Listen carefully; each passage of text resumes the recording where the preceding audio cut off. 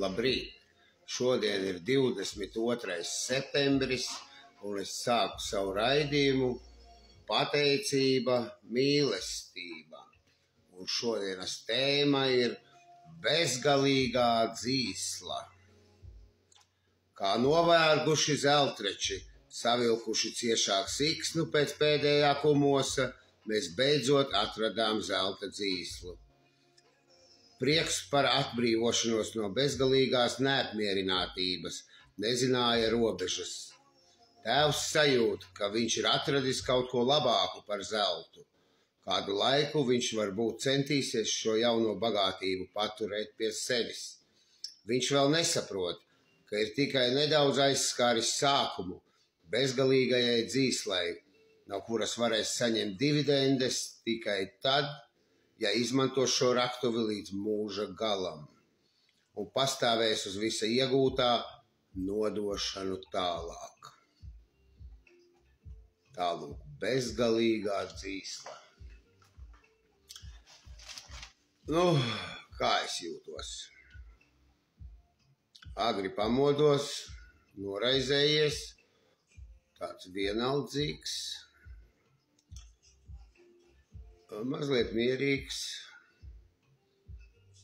un tā vienaldzīgs. Un augstākais spēks man lika nolasīt šodien par bezgalīgo dzīslu.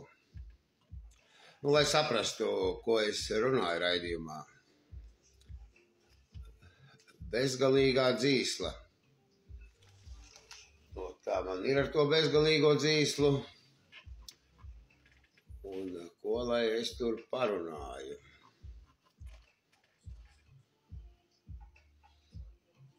Man jau patika tā vakardienas, bet man jau kas ir, tāpēc es nolasīju, es neko neatceros, vispār neko neatceros, man kabatā ir tā lūksna ieliktā, un es lasīju, šodien jau izlasīju 3 reizes, atceros tikai Dievs, es esmu tavs.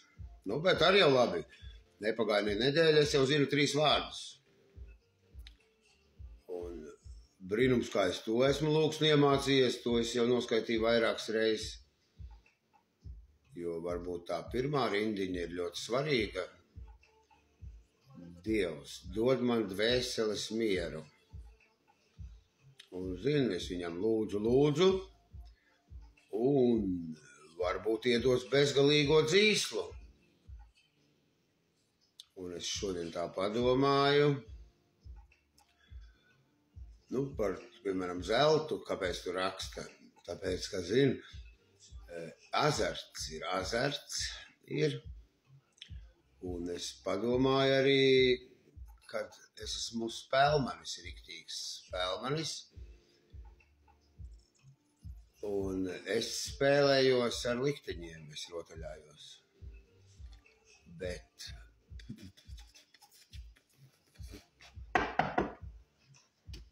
pagaidām viss ir izdevies, uz pareizām kārtīm lieku. Un jau ir pienākusi zelta dzīsla. Es nezinu, kā to vēsti var panest tālāk, jo tagad nāk vārdi no vakardienas tā runātā.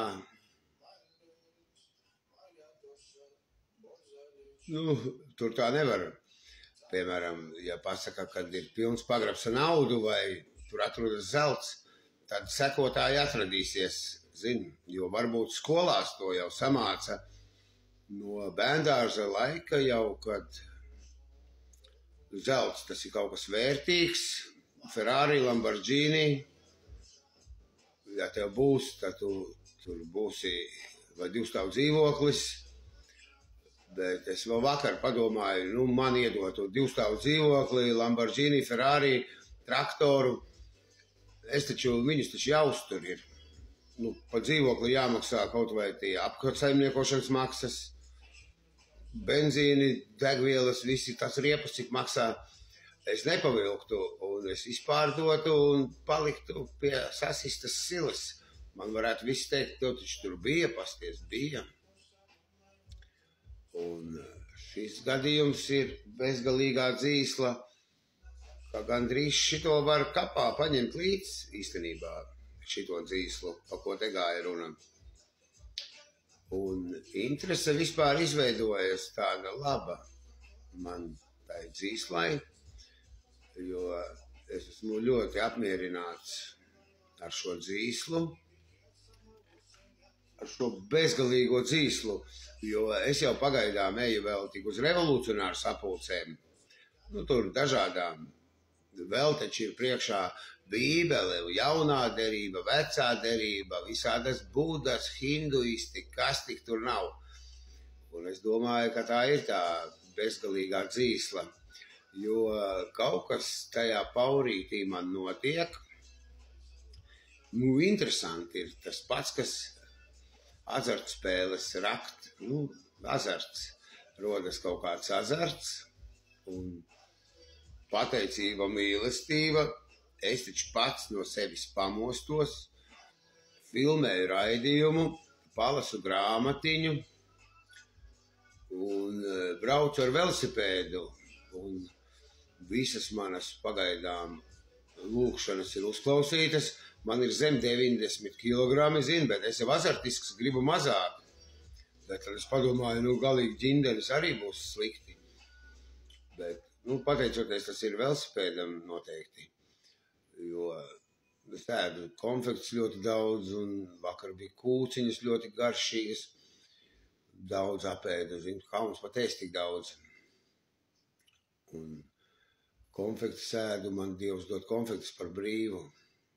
Rīmī dod man pateicību, mīlestība Rīmī un Lidlam un Maksimā, tur man apsaks pazīstams, dažas tur dažas. Dažas tikai, dažas zaļās.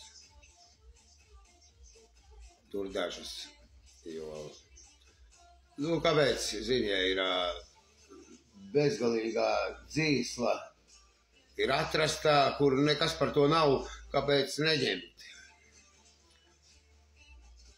Un es saprotu, ka šī gadījumā ir laikam tās materiālās dzīslas un kaut kādas garīgās dzīslas. Pārāk viņš te strauji man sāk spēlēt. Pa mīlestību kaut kas. Es jau zinu, mans raidījumus, es normāli varu paspaidīt.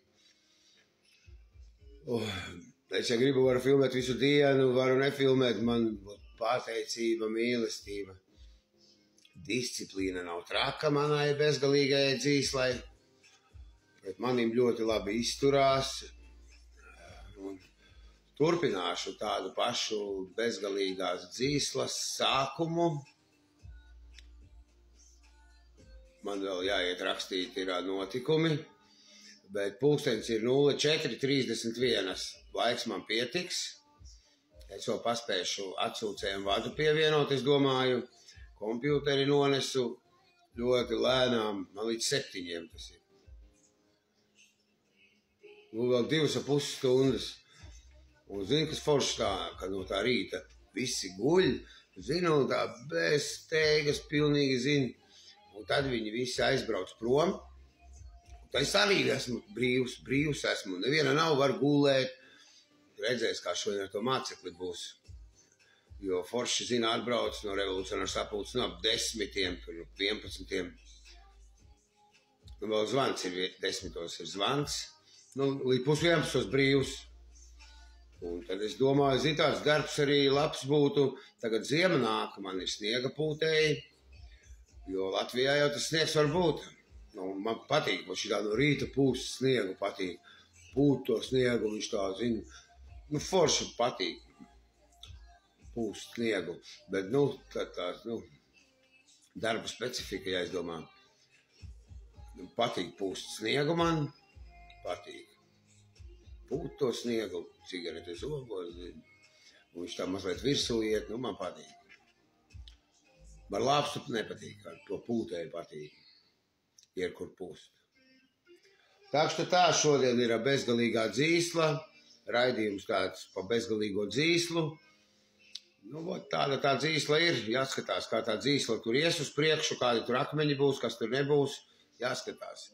Pateicība, mīlestība, slēptā reklāma DVD ar Laurencio un sveiciens visiem, sākot ar Jāni Ziginieku, beidzot ar SVP un SS.